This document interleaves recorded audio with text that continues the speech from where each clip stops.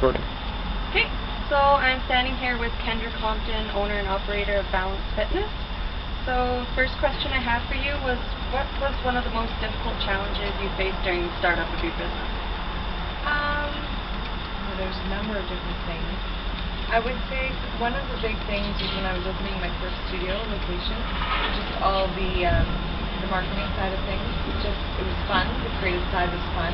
But just getting the word out in the way that you have a small budget, you're a small business, and how you can make the most of your dollars.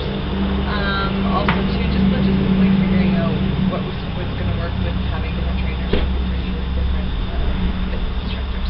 Okay. Yeah. And how did you determine the type of managerial direction your company would have, like self-managed versus external management? I'm not sure I understand the question, meaning external management. Like franchise. Oh, well, I knew I never wanted to franchise. Okay. I knew, because, you have to have a very, very set system in place to successfully franchise yourself. You need to really duplicate yourself. I really wanted everything to always be so very, very customized, very personal to people. So my objective was more to keep it personal, keep it smaller, rather than always thinking of expansion, and generate a good revenue for where I was at, make it personal to people. Okay. Putting the people before the person. Yeah. And did you conduct any market analysis or surveys in the area before deciding to open your business? We did a market analysis more in terms of pricing and services and programs we were going to offer. So that involved things like contacting other studios, fitness centers, gyms, figuring out what their pricing are, comparing, or even looking at what programs have been successful for them, even going to fitness conferences, doing a mix of sessions that were fitness related, but also sessions that are business related. Okay.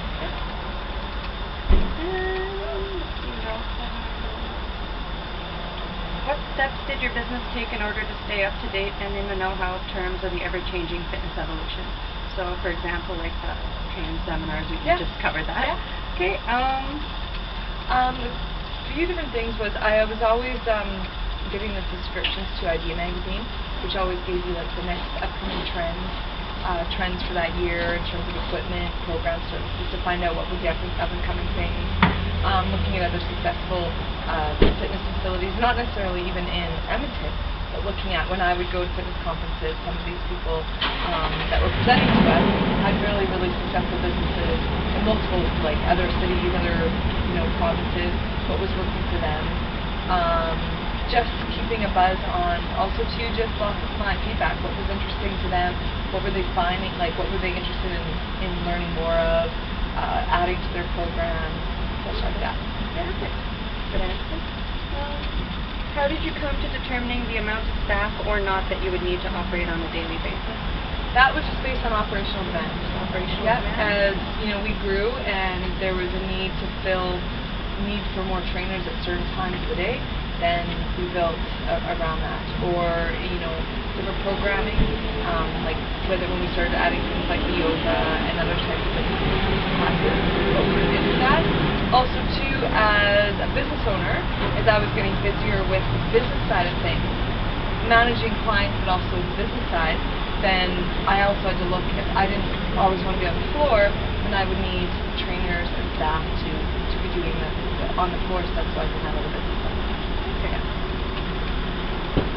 Yeah. And what kind of insurance do you have for liability, and how did you determine what the best one for your specific company would be? So initially, when I first started out as a trainer, as a sole proprietor on contract, and I just had my own individual.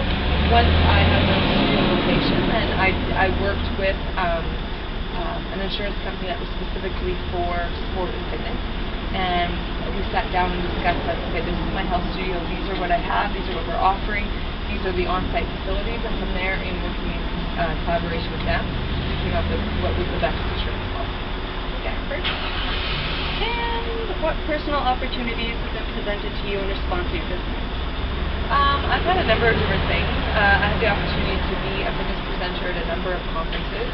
So, for example, some of the Canada Pro fitness conferences, the Alberta Teachers Convention conferences for a number of years.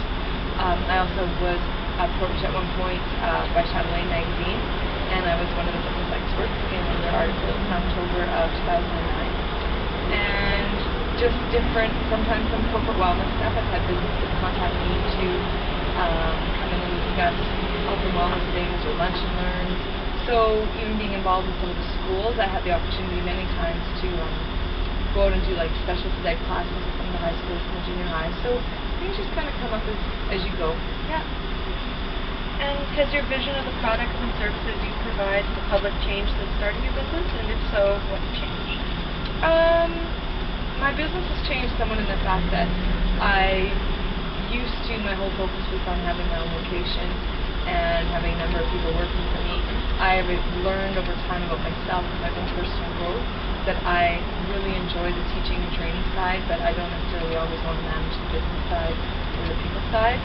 And in terms of the fitness end of it, fitness is always ever changing. So I've been working a lot more with the youth client base now, in particular female, young like teenage girls, more athletes.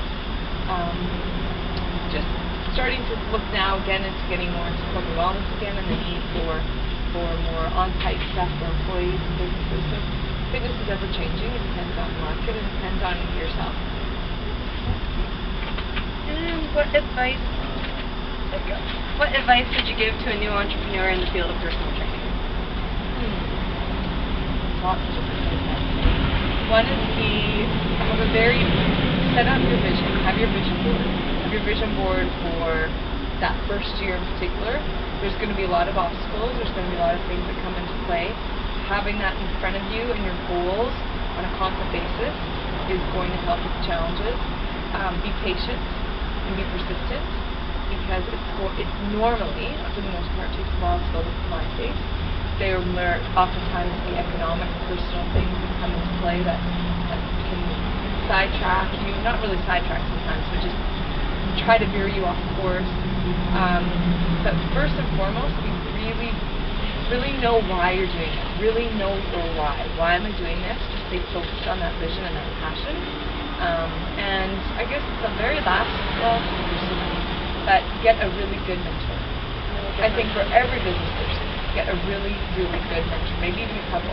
Maybe one that's a mentor in your field and one that's just been a successful business owner in something different, but is really, really, there's lots of things that they can teach you and save you time, money, and life experience, because normally they've experienced all these things already.